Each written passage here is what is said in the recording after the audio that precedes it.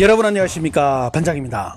미국 대통령을 역임한 지미 카터, 조지 부시 부자, 그리고 우리나라의 김대중 전 대통령, 반기문 전 유엔 사무총장, 이건희 전 삼성회장, 지금 제가 나열한 이분들의 공통점을 혹시 찾을 수 있겠습니까? 이들은 1995년부터 매년 한미관계 증진에 기여한 인물이나 단체에 수여하는 벤플리트상을 수상한 분들입니다. 특히 지난 2020년 10월 7일에는 세계적인 K-POP 그룹인 BTS도 이 상을 받으며 수상자 명단에 이름을 올렸는데요. 그런데 BTS가 이 상을 수상하자 중국에서는 그들의 수상 소감을 이유로 입에 거품을 물며 미쳐 날뛸 정도로 분노를 표했는데요. 그들은 왜 이렇게 BTS가 벤플리트 상을 받은 것에 화를 참지 못했을까요? 지금부터 그 상세한 이야기를 들어보면 왜 중국이 저렇게 날뛰었는지 이해가 될 것입니다. 1951년 1월 25일부터 4월 21일까지 대전 안동선 진출을 목표로 삼고 치러진 중공군의 4차 공세전. 하지만 중공군은 지평지구 전투에서 대패하며 유엔군은 첫 번째 승리를 거두게 됩니다.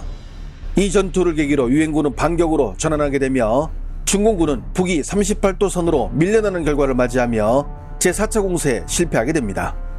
이때부터 중국인민지원군의 총사령관이었던 벙더화이를 비롯한 수뇌부들은 미군의 활약이 만만치 않음을 느끼고 자신들이 갖고 있는 수적 우위를 이용하기 위해 대대적으로 몸집을 키우며 본격적인 인해 전술을 사용하기 위한 전략 변경으로 들어가게 됩니다.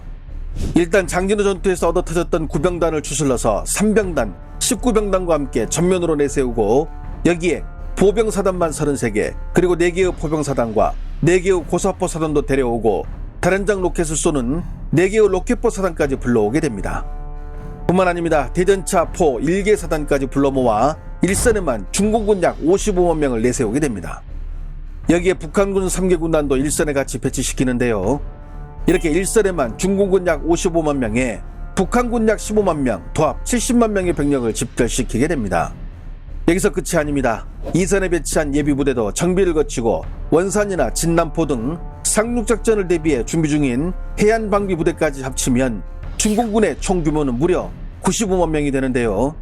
거기에 북한군도 예비부대까지 포함하면 약 35만 명 정도 되기에 중공군 95만에 북한군 35만을 합친 약 130만 명이 5차 공세를 위한 대대적인 준비 작업에 들어가게 됩니다. 130만 명, 과거 고구려와 수나라의 전쟁에 동원된 수양제의 113만 병력 이후 최다 규모를 자랑하는 병력으로 당시 6.25 전쟁의 규모가 얼마나 컸는지 가히 짐작이 가는 대목이겠죠. 참고로 이 5차 공세 개시 무렵 중공군에는 포병연대만 약 31개가 있었으며 이들이 보유한 포는 약 2,000문으로 병력의 증강뿐만 아니라 포병 활약 역시 약 20배 가까이 증강한 상태였습니다. 반면 이런 절대절명의 위기 앞에서 아군은 리더가 교체되는 혼란기에 마주하게 되는데요.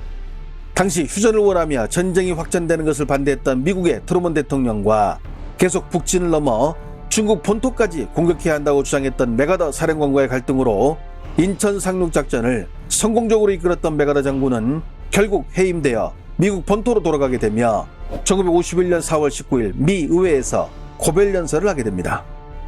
That old soldiers never die. They just fade away.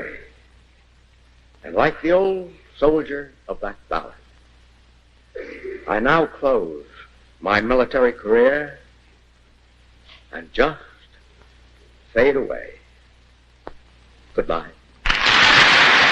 맥아더를 이은 후임 유엔 사령관으로는 미 8군 사령관을 맡고 있던 리지웨이가 2대 유엔군 사령관으로 영전하여 도쿄로 떠나게 되고 공석이 된 미 8군 사령관의 후임으로 바로 활약하면 떠오르는 인물 활약 덕후 벤플리트 장군이 1951년 4월 14일 사령관으로 부임하게 됩니다.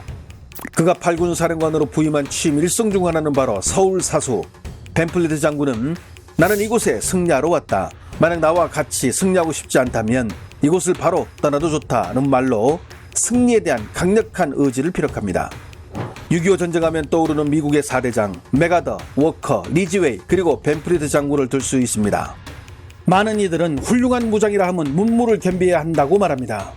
하지만 벤플리트 장군에게 무는 기본이고 여기에 무를 향해 더욱더 직진, 평소 공부도 공부지만 무에 더 관심이 많아 이를 집중적으로 파고든 군인 중의 군인이었습니다. 미 합참의장 브래들리, 나토 최고사령관 아이젠하워 등이 벤프리트 장군의 동기들로 164명 가운데 쉬운 9명의 장성을 배출한 이른바 미 육사에서 가장 화려한 별두르 기수라 불리는 1915년 졸업생인 밴플리트 장군.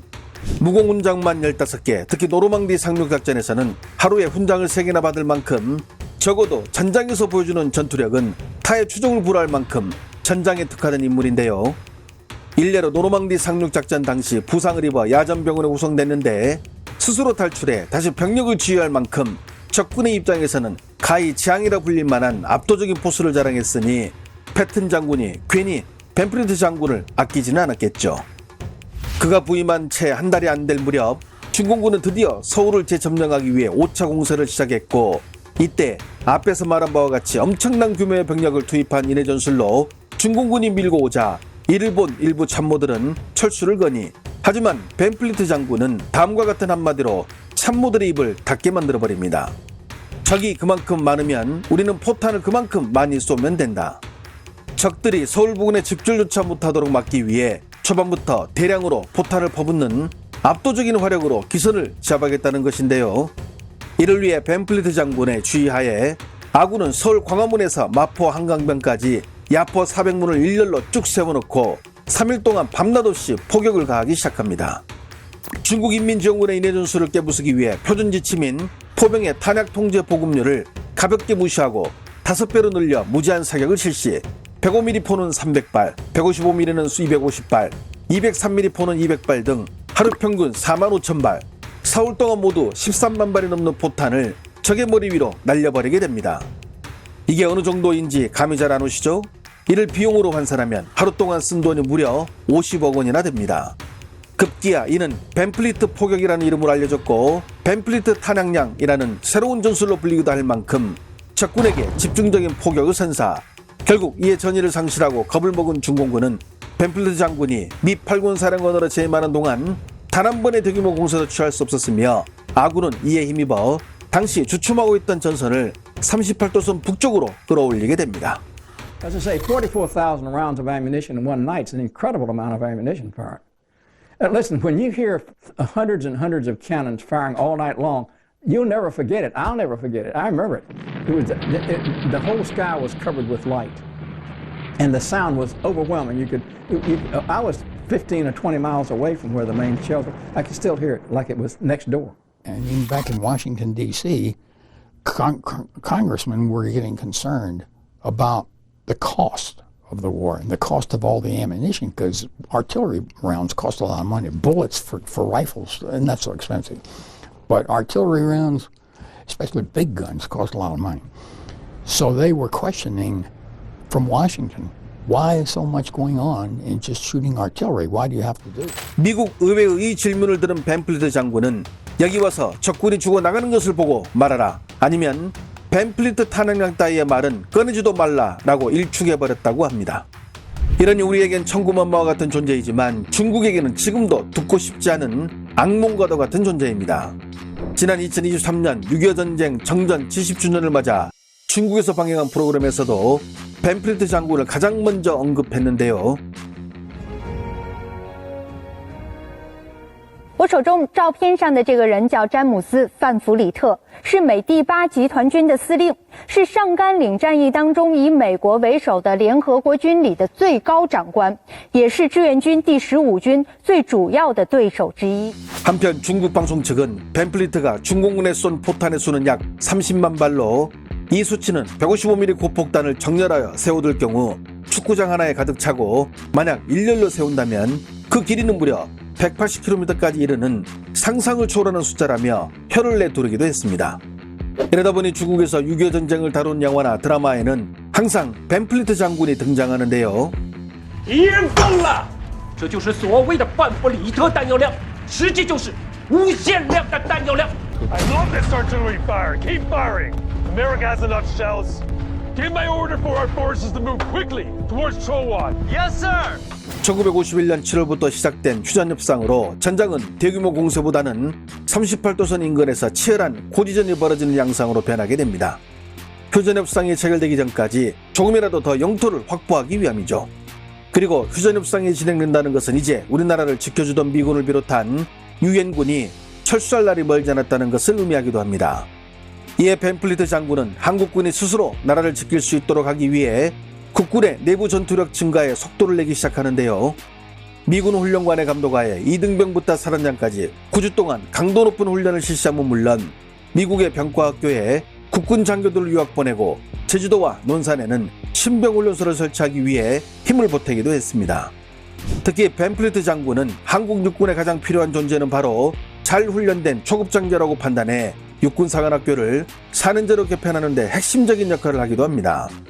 이러한 벤플리트 장군의 노력 덕분에 1951년에 10개 사단에 불과했던 국군은 2년 만에 20개 사단으로 증편하는 데 성공하게 됩니다. 그의 이름 앞에 대한민국 육군의 아버지라는 칭호가 괜히 붙은 게 아닙니다. 이런 벤플리트 장군에게도 6.25 전쟁으로 인한 아픔이 하나 있습니다. 그의 아들인 지미 플리트는 공군 중위로 그 역시 아버지를 따라 자원에서 6.25 전쟁에 참전하게 됩니다. 하지만 1952년 4월 4일 새벽에 지미 플리트 중위는 B-26 폭격기를 몰고 적지에 들어가 핵심 시설을 타격하라는 임무를 수행하러 갔지만 이후 실종되고 맙니다. 실종된 이후 아군은 대대적인 수색 작업을 펼치지만 벤플리트 장군은 자신의 아들을 찾기 위해서 다른 장병들의 목숨을 위태롭게 할 수 없다는 이유를 들어 수색 작전의 중단을 명하게 됩니다. 1989년 당시 97살이던 벤플리트 장군은 아들과 관련해 다음과 같은 메시지를 전했습니다.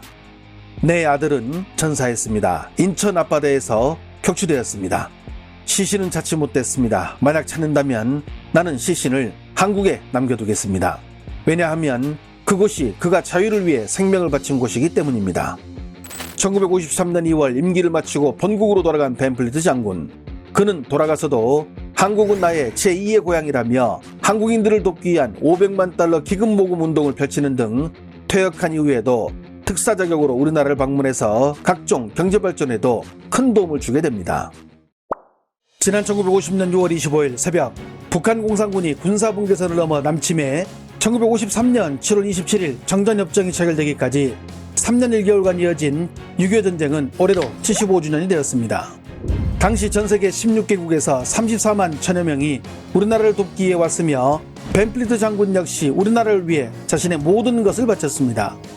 대한민국 육군의 아버지, 활약의 신으로 불리는 장군은 100세의 나이로 영면에 들어갔지만 그의 영혼은 오늘도 우리 곁에서 대한민국을 지키는 수호신으로 남아있지 않을까요? 좋아요와 알림 설정은 제가 영상을 만드는데 큰 힘이 됩니다. 시청해주셔서 감사합니다. 행복한 하루 보내시길 바랍니다.